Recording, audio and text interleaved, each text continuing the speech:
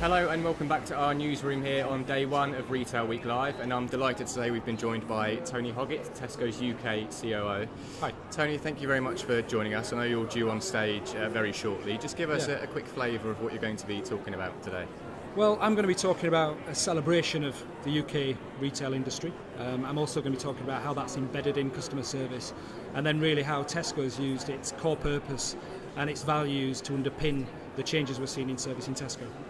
How much more evolution do you think there is to come in terms of that customer service element? It seems so important now, particularly in a world of online and e-commerce. Yeah, absolutely. Well, I think customers are pinning more and more on the experience that they have with any given retailer.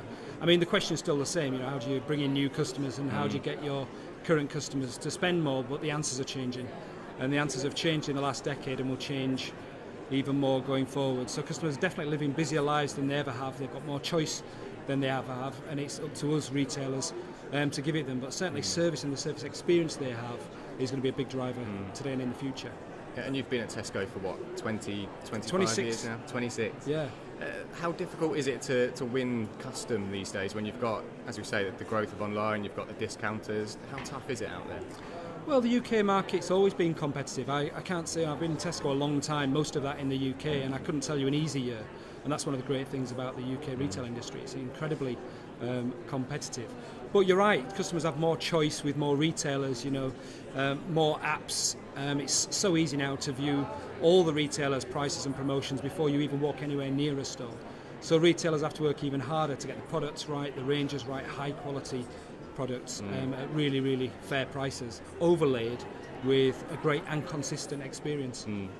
And of course the sense of immediacy and home delivery and same day click and collect. I know you're starting to ramp that up again this week. You've announced some changes there. How important is the immediacy of service now as well? Even more so today than it was last year, and that will change hugely over time.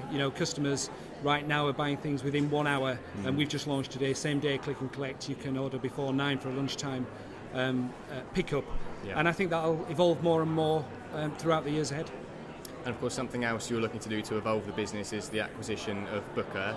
I know an awful lot has been written about what the CMA might do and how they might react. Are you still confident that the deal will go through as planned? Well, we don't know yet. We've put our case forward to the CMA, and we'll hear from them in due course. I think what it does do, it gives us access to a food market that we currently don't have access to. Bringing a very good retailer together with an extremely good wholesaler gives us access to a total food market, and we've set out to build the UK's leading food business, and we can see that bringing huge benefits both to customers in retail, very much to our suppliers, and by bringing the businesses together, huge synergies through supply chains, etc. I asked Mike Coop this question earlier. Obviously you're looking to do the Booker deal. Morrison's has teamed up with Amazon. Sainsbury's have bought Argos. Yeah. What's the best deal there?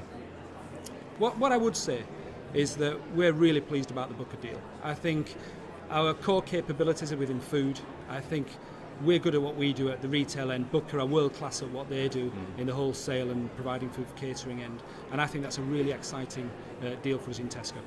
And just finally, Tony, I'm not sure if you've had a chance to look at the budget today, but what's your immediate reaction to what Philip Hammond's had to say?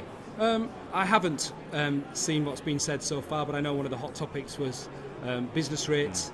I think it's been said before, and we'd agree that the current business rates are a little bit out of date, and we'd welcome a full independent review. And I think they need reform, but the key is not to knee-jerk into short-term reform. It needs a very deep understanding of what's the right thing for an evolving market of the future for the long term. Okay, Tony, thanks for joining us, and look forward to seeing you on stage shortly. You're welcome. Cheers.